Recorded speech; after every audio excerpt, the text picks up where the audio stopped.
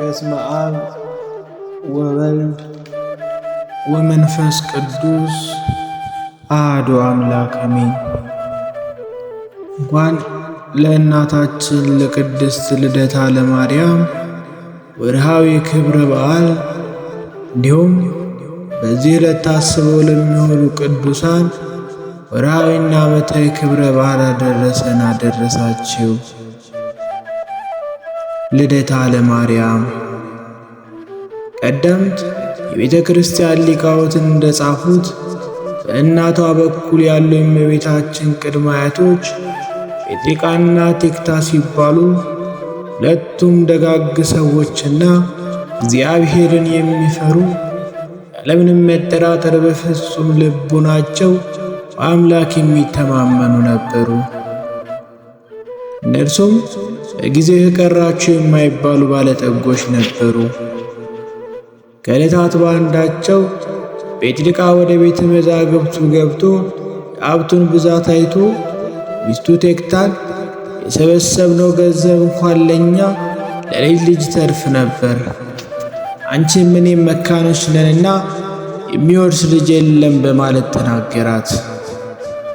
እሷም እንዲህ በማለቱ ወላድ የፈለገ መስሏት በሐዘን ሆና አምላከ እስራኤል ከኔ ልጅ ባይሰጥሽ ከሌላ ይሰጥ ይሆናልና ሌላ አግብተህ ውለድ አለችው። እርሱም ይህንስ እንዳላደርገው በልቤም እንዳላስበው የእስራኤል አምላክ ያውቃል በማለት ተናገረ። እርሷም አዝና ሳለ ራእይን ታያለች። ነጭ እንቦሳ ከማኅፀኗ ስትወጣ እንቦሳይቱ እንቦሳ እየወለደች እስከ 7 ስትደርስ ሰባተኛዋ ጨረቃን ስትወልድ ጨረቃ ፀሐይን ስትወልድ አይታ በአድናቆት ለባሏ ነገረችው። የእግዚአብሔር ሥራው ድንቅ ነው። ትናንትና ማታ በሕልሜ ነጭ ጥጃ ከማኅፀኔ ስትወጣ ያችም ነጭ ጥጃ ደግሞ ነጭ ጥጃን ስትወልድ እንደዚህ የሆነ እስከ 7 ትውልድ ሲደርሱ ሰባተኛይቱም ጨረቃን ስትወልድ ጨረቃዋ ደግሞ ፀሐይን ስትወልድ አየው በማለት አስረዳችው። እርሱም በእጅጉ ተደንቆ ሕልም ወደሚፈታ ሰው ዘንድ በመሄድ የሚስቱንም ራእይ ነገረው። ያም ሕልም ተርጓሚ ምስጢር ተገልጾለት 7 አንስት ጥጆች መውለዳቸው 7 ሴቶች ይወለዳሉ። ነጭ መሆናቸው ደጋጎች ልጆች መሆናቸው ሲሆን ሰባተኛይቱ ጨረቃን መውለድ ከሰው የበለጠች ከመላእክት የከበረች ናት። የፀሐይ ነገር ግን አልተገለጠልኝም በማለት ተረጎመለት። እርሱም ለሚስቱ ነገራት። እሷም የእስራኤል አምላክ የሚያደርገውን እርሱ ያውቃል በማለት ፈጣሪውን አመሰገነች። ከዚያም ጸንሳ ሴት ልጅን ወለደች። ስሟንም ሄሜን አሏት። ሄሜንም ድርዴንን ወለደች። ድርዴንም ቶናን ወለደች። ቶናም ሲካርን ወለደች። ሲካርም ሴትናን ወለደች። ሴትናም ሄርሜላን ወለደች። ሄርሜላም የተከበረችና የተመረጠች ዓለምን ሁሉ ለፈጠረ ጌታ አያት ለመሆን የበቃች እናታችን ቅድስት ሐናን ወለደች። ሐና አካለ መጠን ስትደርስ ከቤተ ይሁዳ ለተወለደ ኢያቄም ለሚባል ደግ ሰው አጋቧት። ሐናና ኢያቄምም እግዚአብሔርን የሚወዱ በሕጉ የሚኖሩ ደጋጎችና አምላክ የመረጣቸው ሲሆኑ ሐናም መካን በመሆኗ ምክንያት ሁለቱም ወደ ቤተ እግዚአብሔር ዕለት ተዕለት በመሄድ ዓይናቸው ማረፊያ ልባቸውም ተስፋ የሚሆን ልጅ ይሰጣቸው ዘንድ እግዚአብሔርን ይለምኑት ነበር። ከጎረቤቷም በዝሙት የምትኖር አንዲት ሴት ነበረች። ሐና ዛሬ ቤተ ክርስቲያን እስማለሁ ብዬ ነበር፣ ነገር ግን የምለብሰው ልብስ የለኝም አለቻት። እርሷም ልብስማ የኔ ከአንድም 2 3 ልብስ አለልሽ አይደለምን? ያንን ለብሰሽ አትሄጂም ምን አለቻት። አንቺ ልብስ የተሰበሰበው በአስበ ደነስ በአስበ ዝሙት ነው። እግዚአብሔር ንጹሕ ባሕሪ ነውና ንጹሕ ነገርን ይወዳል። ይህን ለብሼ ብለምነው ምን ይሰማኛል ብዬ ነው አለቻት። ሐና እኔ በምን ምክንያት ሊነሳት እያልኩ ሳዝንልሽ ኖር ነበር። ለካ እንደ ድንጋይ አድርቆ ያስቀረሽ ይህም ክፋትሽ ነው አለቻት። በዚህ አዝናለች። በሌላ ጊዜም ሐናና ኢያቄም መሥዋዕትን እናቀርባለን ብለው ከቤተ መቅደስ ሄዱ። ሊቀ ካህናቱ ሮቤል ይባል ነበር። እናንተማ ብዙ ተባዙ ብሎ ለአዳም የነገረውን ያስቀረባችሁ እርጉማን አይደላችሁምን? ቢጠላችሁ ነው እንጂ ቢወዳችሁ ልጅ ይሰጣችሁ አልነበረምን? መሥዋዕታችሁንም አልቀበልም አላቸው። እዚህም እያዘኑ ተመለሱ። ከዕለታት በአንደኛው ቀን ሲያዝኑና ሲጸልዩ ብለው ሲመለሱ እርግቦች ከልጆቻቸው ጋር እየተጫወቱ ደስ ሲላቸውም አዩ። ሐና አቤቱ ጌታዬ ሆይ ግዕዛን ለሌላት እንስሳ ልጅ የሰጠ አምላክ ምነው ለኔ ልጅ ነሳኸኝ ብላ ምርር ብላ ለቀሰች። ወዲያውኑም ሱባዔ ይገባሉ። ኢያቄም ወደ በረሃ ሄዶ ሲጸልይ፣ ሐና ደግሞ በቤቷ ዙሪያ ባለው የተክል ቦታ ሱባዔ ያዘች። ሱባዔያቸውን ፍጻሜ ሁለቱም ራእይ አይተው ተነጋግረዋል። ሰባቱ ሰማያት እንደ መጋረጃ ተገልጠው ከላይ ሰማይ ነጭ ወፍ ወርዶ በራሴ ላይ ሲቀመጥ አየሁ ብሎ የተገለጸለትን ለሐና ነገራት። ይኸውም የራእዩ ምስጢር ኦፍ የተባለው አካላዊ ቃል ጌታችን መድኃኒታችን ኢየሱስ ክርስቶስ ሲሆን ነጭነቱ ንጽሐ ባሕሪ ነው። ከላይ ወርዶ በራሴ ላይ ሲቀመጥ አየሁ ማለቱ የኢያቄምን ባሕሪ እንዲያደርግ ሲጠየቅ ሲሆን፣ ሰባቱ ሰማያት የተባሉ የጌታችን ምልአቱ፣ ስፋቱ፣ ርቀቱ፣ ልዕልናውና በዩ ናቸው። ሐናም ተገልጾላት ለባሏ ነጭ ርግብ መታ በራሴ ላይ ተቀምጣ ከራሴ ላይም ወርዳ በጆሮዬ ገብታ በማኅፀኔ ስትተኛ አየሁ ብለዋለች። ይህ የራእይ ምስጢር ርግብ የተባለች እናታችን ቅድስት ድንግል ማርያም ስትሆን ነጭነቷም ንጽሕናዋን፣ ቅድስናዋ፣ ዘላለማዊ ድንግልናዋ ነው። ነጭ ርግብ መታ በራሴ ላይ ተቀምጣ ከራሴ ላይም ወርዳ ወደ ጆሮዬ ገብታ በማኅፀኔም ስትተኛ አየሁ ማለቷ ሥርዓተ ገብርኤልን በጆሮዋ ሰምታ ቅዱስ አምላክን የምትጸንሰው ንጽሕት ርግብ የተባለች እመቤታችንን የምትወልድ መሆኗን ሲያጠይቅ ነው። ኢያቄምና ሐናም ይህን ራእይ ሐምሌ 30 ቀን ካዩ በኋላ ወንድ ልጅ ብንወልድ ወጥቶ ወርዶ ይርዳን አንልም፣ ለቤተ እግዚአብሔር አገልጋይ ይሆናል። ሴትም ብንወልድ ለቤተ እግዚአብሔር መጋረጃ ፈትላ ትኑር ብለው ስዕለትን ከተሳሉ በኋላ ራእይ አየን ብለው ዕለቱን አልተገናኙም። አዳምና ሔዋን ብዙ ተባዙ ምድርንም ምሏት ብሎ የተነገረውን አምላክ ለእኛም ይግለጥልን ብለው ዕለቱን አልጋ ምንጣፍ ለይተው እስከ 7 ቀን ድረስ ለየብቻቸውም ሰነበቱ። ነሐሴ በገባ በሰባተኛው ቀን ከሰው የበለጠች ከመላእክት ሁሉ የከበረች ልጅ ትወልዳላችሁ ብሎ መልአኩ ቅዱስ ገብርኤል ሐና ነግሯት በፈቃደ እግዚአብሔር በብስራተ መልአክ እመቤታችን ቅድስት ድንግል ማርያም ነሐሴ 7 እሑድ ቀን ተጸነሰች። በእናቷ ማኅፀንም ሳለች እግዚአብሔር መንፈስ ቅዱስ ታብሶ ባመጣው መርገም እንዳትያዝ ጠብቋታል። ከ6 ወርም በኋላ ሐና ጽንሷም እየታወቀ ሲመጣ ጎረቤቶቿ መጽነሷን ይረዱ ዘንድ በአድናቆት ማኅፀኗን የሚዳስሱ ነበር። በተለይም ዓይኗ የታወረ የሐና ዘመዷ የአርሳባን ልጅ የምትሆን አንዲት ሴት የሐናን ማኅፀን ዳሳ ዓይኗን ብትነካው በርቶላታል። እዚህም ታላቅ ደስታ ሆነ።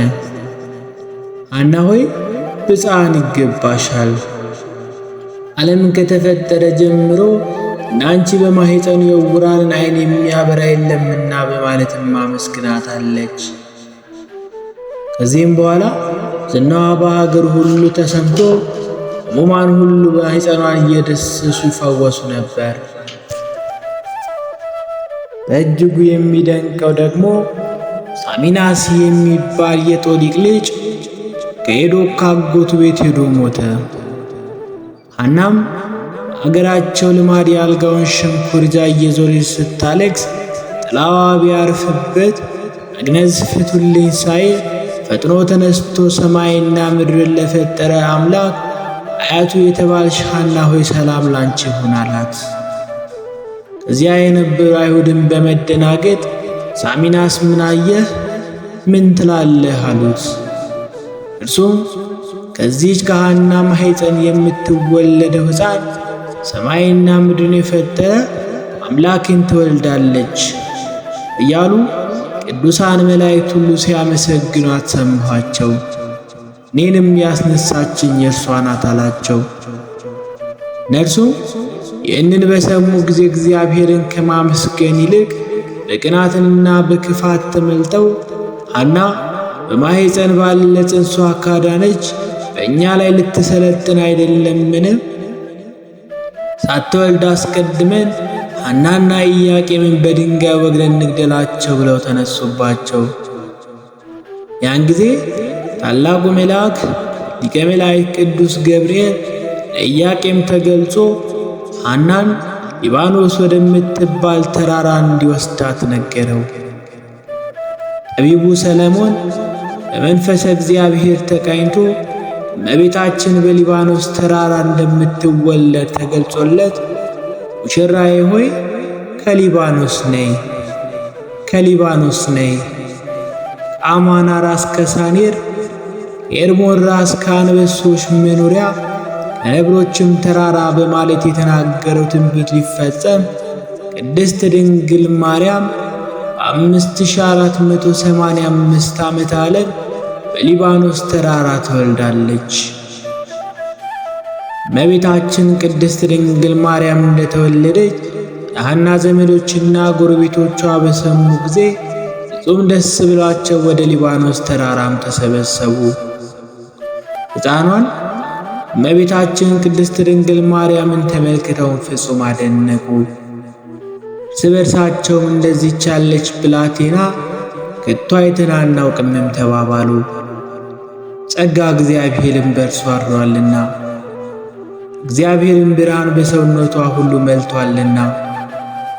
ከኢያቄምና ከሚስቱ ከሐና ጋር ደስ እያላቸው የእግዚአብሔርንም ቸርነት እየተናገሩ 7 ቀን ተቀመጡ።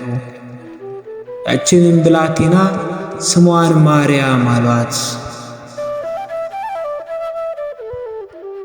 አዳምና ሔዋን ትእዛዘ እግዚአብሔርን ተላልፈው የሞት ሞት በተፈረደባቸው ጊዜ እግዚአብሔር ተስፋ የሰጣቸው ከልጅ ልጃቸውም ተወልዶ እንደሚያድናቸው ነው። ይህም በብሉይ ኪዳን በትንቢት ሲነገር ነበር። በትንቢተ ኢሳይያስ ላይ በትር ከእሴይ ግንድ ይወጣል ተብሎ የተነገረው ትንቢትም እመቤታችን ቅድስት ድንግል ማርያም የዓለም መድህን ለመውለድ እንደምትወለድ የሚገልጽ ነበር። ትንቢተ ኢሳይያስ ምዕራፍ 11 ከቁጥር 1 እስከ 3። ከላይ እንደተገለጸውም የአዳም የልጅ ልጅ የተባለች እመቤታችን ቅድስት ድንግል ማርያም ናት። ለዚህም ነው አባ ሕርያቆስ ከገነት በተሰደደ ጊዜ የአዳም ተስፋው አንቺ ነሽ በማለት በቅዳሴ ማርያም ላይ ያመሰገነው።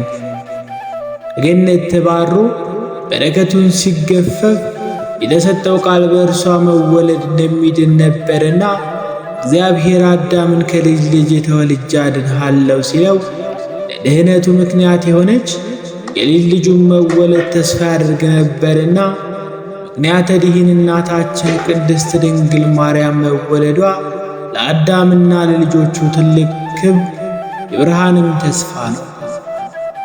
እመቤታችን ቅድስት ድንግል ማርያም መወለድ ለአዳም መዳን ምክንያት እንደሆነ ሁሉ ለሰው ልጆች እንዲሁም በኃጢአት ለተወሰደው ዓለም ሁሉ ከኃጢአቱ ነስቶ በጽናው ገነት መንግሥተ ሰማያትን ሊወርስ ዘንድ የሚችልበት መንገድ የተጠረገበትም ነው። ምክንያቱም በመጀመሪያ ቀዳማዊ አዳምና ቀዳሚት ሔዋን በሠሩት ጥፋት የመጣው ሞት የተሻረው በዳግሚት ሔዋን በእመቤታችን በቅድስት ድንግል ማርያም መወለድና ዳግማዊ አዳም የተባለ ጌታችን መድኃኒታችን ኢየሱስ ክርስቶስ በመወለድ ነውና። ሔዋን ያመጣችው መርገም በእመቤታችን ቀርቷል። አዳም ያመጣው ሞት በክርስቶስ ድል ተደርጓልና። እመቤታችን የቅድስት ድንግል ማርያም ልደት በድቅድቅ ጨለማ የነበረውን ዓለም ብርሃን ያየንበት ነው። ዓለም 5500 ዘመን ያህል በዲያብሎስ ቁራኛነት በኃጢአት ሞት ጨለማነት ተይዞ እንደነበር ይታወቃል። ይህን ጨለማ ለማስወገድም እመቤታችን ቅድስት ድንግል ማርያም ኆኅተ ምሥራቅ ሆና በእርሷም ፀሐየ ጽድቅ ኢየሱስ ክርስቶስ ወጥቶ ለዓለም ሁሉ ብርሃን ሆኗል።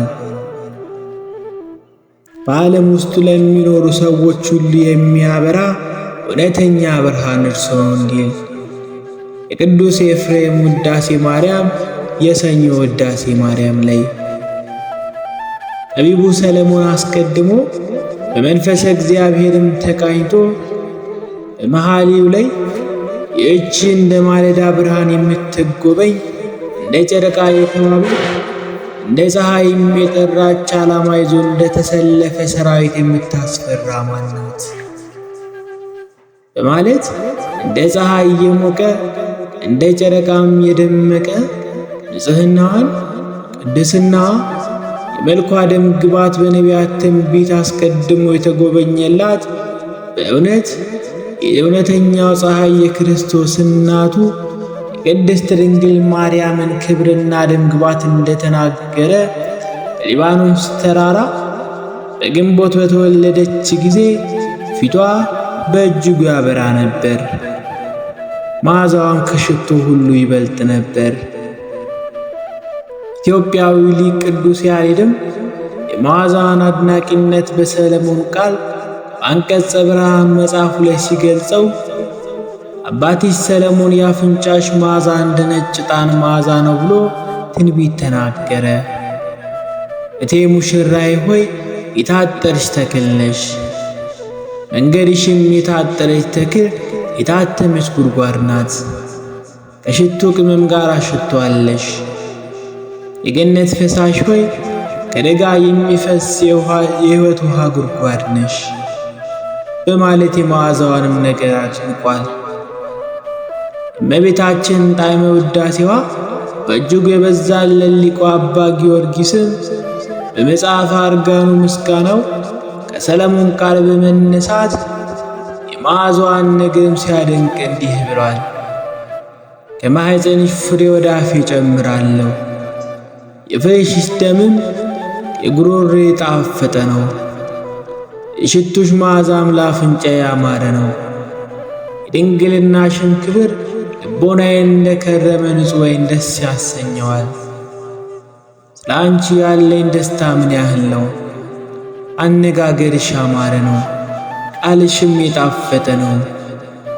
ከንፈሮችሽም የደስታ ምንጮች ናቸው። አንደበትሽም የምስጋና መፍለቂያ ነው። እጅግ በጣም አማርሽ፣ ቁመትሽም እንደ ዘንባባ ዛፍ ነው። የልብሶችሽ መዓዛም አፈው በመባል እንደሚታወቀው ሽቱ፣ የአፍንጫሽም መዓዛ እንደ ወይን አበባ ሽታ የሚሆንልሽ ድንግል ማርያም ሆይ ደስታሽን እወደዋለሁ። የአፍሽም አከፋፈት እንደ ቀናንሞስ አበባ የጣፈጠ ነው። ከሊባኖስ እንጨቶች ሁሉ ጋር በማለት እንደ ሰለሞን እርሱም የፈጣሪውን እናት አመስግኗል። በኢትዮጵያ ኦርቶዶክስ ተዋሕዶ ቤተ ክርስቲያን ያለን ምእመናን ከጌታችን ከመድኃኒታችን ከኢየሱስ ክርስቶስ ልደት ቀጥሎ በታላቅ ድምቀት የምናከብረው የልደት በዓል የእመቤታችን የቅድስት ድንግል ማርያም የልደት ቀን ነው። ፈጣሪያችን እናት ቅድስት ድንግል ማርያም የተወለደችበትን እንደ ቅድስት ቤተ ክርስቲያናችን ልደታ ለማርያም በማለት ከጥንት ጀምሮ በታላቅ መንፈሳዊ ሐሴት በቅዳሴ በማህሌት በሰዓታትም ታከብራለች። ስለ ቅዱስ ዮሐንስ በመወለዱ ብዙዎች ደስ ይላቸዋል እንደተባለ የድንግል ማርያም ልደት ምንኛ የሚያስደስት ይሆን? የነቢያቱ ትንቢት የተፈጸመባት፣ የታየው ራእይም በገሃድ የተከናወነባት የብሉይ ኪዳን ማብቂያ የአዲስ ኪዳን መጀመሪያ ናትና ልደቷ ለሰው ልጆች ሁሉ ታላቅ የደስታ ቀን ነው።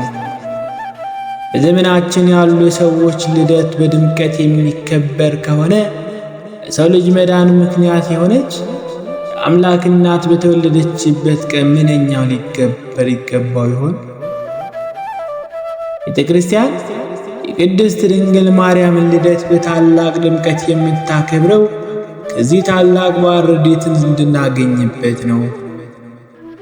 ብርሃን ወልዳልናለችና እሙ ለብርሃን፣ አምላክን ወልዳለችና እመ አምላክ፣ የዓለም ፀሐይ ከእርሷ ተገኝቷልና ሆህተ ምስራቅ፣ ለመዳናችን ምክንያት ናትና ምክንያተ ድኂን፣ አዳም ተስፋው ናትና ተስፋው ለአዳም እያልን የእመቤታችን የቅድስት ድንግል ማርያምን ልደት እናከብራለን።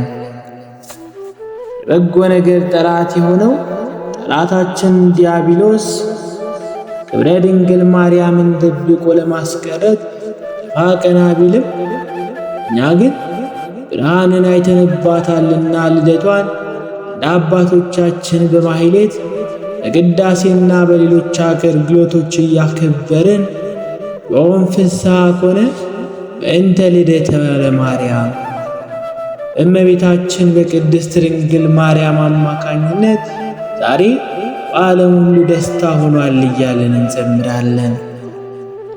እግዚአብሔር አምላካችን አገራችንና ቤተ ክርስቲያናችን ይጠብቅልን፣ መቅሰፍቱንም ያርቅልን። የእመቤታችን የቅድስት ድንግል ማርያም አማላጅነት እናትነት ከሁላችን ጋር ይሁን። ረድኤቷ በረከቷም አይለየን።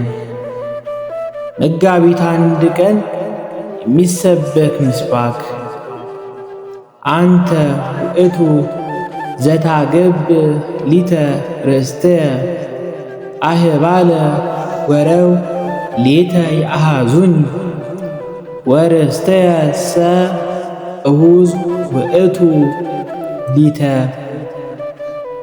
እግዚአብሔር የርስቴ ዕድል ፈንታና ጽዋዬ ነው፣ ዕጣዬንም የምታጠና አንተ ነህ። ገመድ ባማረ ስፍራ ወደቀችልኝ፣ ርስቴም ተዋበችልኝ። መዝሙረ ዳዊት መዝሙር 15 ከቁጥር 6። መጋቢት 1 በቅዳሴ ጊዜ የሚነበብ የመጀመሪያው ምንባብ ሁለተኛ ጢሞቴዎስ ምዕራፍ 2 ከቁጥር 1 እስከ 16። እንግዲህ ልጄ ሆይ አንተ በክርስቶስ ኢየሱስ ባለው ጸጋ በርታ። ብዙ ሰዎች የመሰከሩለትን ከእኔም የሰማኸውን ሌሎችን ደግሞ ሊያስተምሩ የሚችሉ የታመኑ ሰዎች አደራ ስጥ። ለኢየሱስ ክርስቶስ በጎ ወታደር ሆነህ አብረህ መከራንም ተቀበል። የሚዘምተው ሁሉ ለጦር ያስከተተውን ደስ ያሰኝ ዘንድ ትዳር በሚገኝበት ንግድ ራሱን አያጠላልፍም። ደግሞ በጨዋታ የሚታገል ማንም ቢሆን የሚገባ አድርጎ ባይታገል የድሉን አክሊል አያገኝም። የሚደክመው ገበሬ ፍሬውን ከሚበሉት መጀመሪያ እንዲሆን ይገባዋል የሚለውንም ተመልከት።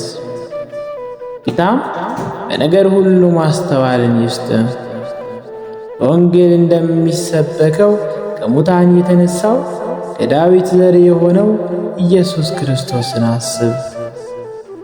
ይህንንም በመስበክ ለክፉ አድራጊ እስክትታሰር ድረስ መከራን እቀበላለሁ። እግዚአብሔር ቃል ግን አይታሰርም።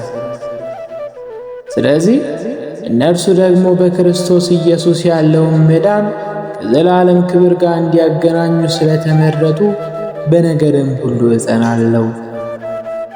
ቃሉ የታመነ ነው፣ እንዲህ የሚለው ከእርሱ ጋር ከሞትን ከእርሱ ጋር ደግሞ በሕይወት እንኖራለን።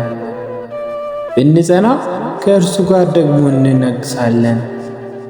ብንክደውም እርሱ ደግሞ ይክደናል። ባናምነው እርሱ የታመነ ሆኖ ይኖራል፣ ራሱን ሊክድ አይችልምና። ይህን አሳስባቸው፣ በቃልም እንዳይጣሉ በእግዚአብሔር ፊት ምከራቸው። ይህ ምንም የማይረባ የሚሰሙትንም የሚያፈርስ ነውና። የእውነትን ቃል በቅንነት የሚናገር የማያሳፍርም ሠራተኛ ሆነ የተፈተነውንም ራስን ለእግዚአብሔር ልታቀርብ ትጋ። በቅዳሴ ጊዜ የሚነበብ ሁለተኛ ምንባብ የያዕቆብ መልእክት ምዕራፍ 1 ከቁጥር 5። ከእናንተ ግን ማንም ጥበብ ቢጎለው ሳይነቅፍ በልግስና ለሁሉ የሚሰጠውን እግዚአብሔርን ይለምን፣ ለእርሱ ይሰጠዋል። ነገር ግን ምንም ሳይጠራጠር በእምነት ይለምን። የሚጠራጠር ሰው በነፋስ የተገፋና የተነቃነቀ የባሕር ማዕበልን ይመስላልና። ሁለት ሐሳብ ላለው በመንገዱም ሁሉ ለሚወላውል ለዚያ ሰው ከጌታ ዘንድ አንዳች እንዲያገኝ የማይመሰለው። በቅዳሴ ጊዜ የሚነበብ ሦስተኛ ምንባብ የሐዋርያት ሥራ ምዕራፍ 15 ከቁጥር 1። አንዳንዶችም አይሁዳ ወረዱና እንደ ሙሴ ሥርዓት ካልተገረዛችሁ ትድኑ ዘንድ አትችሉም ብለው ወንድሞችንም ያስተምሩ ነበር። በእነርሱና በጳውሎስ በበርናባስም መካከል ብዙ ጥልና ክርክር በሆነ ጊዜ፣ ስለዚህ ክርክር ጳውሎስና በርናባስ ከእነርሱም አንዳንዶች ሌሎች ሰዎች ወደ ሐዋርያት ለሽማግሌዎቹም ወደ ኢየሩሳሌም ይወጡ ዘንድ ተቆረጠ። ቤተ ክርስቲያኑ በመንገድ እየረዳቸው እነርሱ የአሕዛብን መመለስ እየተረኩ በፊንቄና በሰማርያም አለፉ። ወንድሞችም ሁሉ እጅግ ደስ አሰኟቸው። ወደ ኢየሩሳሌምን በደረሱ ጊዜ ቤተ ክርስቲያንና ሐዋርያት ሽማግሌዎችም ተቀበሏቸው። እግዚአብሔርም ከእነርሱ ጋር ያደረገውንም ሁሉ አወሩ። ከፈሪሳውያን ወገን ግን ያመኑት አንዳንዶች ተነስተው ተገርዟቸው ዘንድና የሙሴንም ሕግ እንዲጠብቁ ታዟቸው ዘንድ ይገባል አሉ። ሐዋርያትም ሽማግሌዎችም ስለዚህ ነገር ለመመካከር ተሰባሰቡ። በቅዳሴ ጊዜ የሚነበብ የቅዳሴ ወንጌል የማቴዎስ ወንጌል ምዕራፍ 10 ቁጥር 15። እውነት እውነት እላችኋለሁ በፍርድ ቀን ከዚያች ከተማ ይልቅ ለሰዶምና ለገሞራ አገር ይቀልላቸዋል። እነሆ እኔ እንደ በጎች በተኩላዎች መካከል ልካችኋለሁ። ስለዚህ እንደ እባብ ልባሞች እንደ ርግብም የዋሆች ሁኑ። ነገር ግን ወደ ሸንጎ አሳልፈው ይሰጣችኋል፣ በምኵራቦቻቸውም ይገርፏችኋልና ከሰዎች ተጠበቁ። ለእነርሱና ለአሕዛብም ምስክር እንዲሆን ስለ እኔ ወደ ገዢዎች ወደ ነገሥታትም ትወሰዳላችሁ። አሳልፈውም ሲሰጧችሁ የምትናገሩት በዚያች ሰዓት ይሰጣችኋልና እንዴት ወይም እንደምትናገሩ አትጨነቁ። በእናንተ የሚናገር የአባታችሁ መንፈስ ነው እንጂ የምትናገሩ እናንተ አይደላችሁምና። ወንድም ወንድሙን፣ አባትም ልጁን ለሞት አሳልፎ ይሰጣል። ልጆችም በወላጆቻቸው ላይ ይነሳሉ፣ ይገድላቸውማል። በሁሉም ስለ ስሜ የተጠላችሁ ትሆናላችሁ። እስከ መጨረሻ የሚጸና ግን እርሱ ይድናል። ስብሐት ለእግዚአብሔር ወለወላዲቱ ድንግል ወለመስቀሉ ክቡር። ይቆየን። አሜን።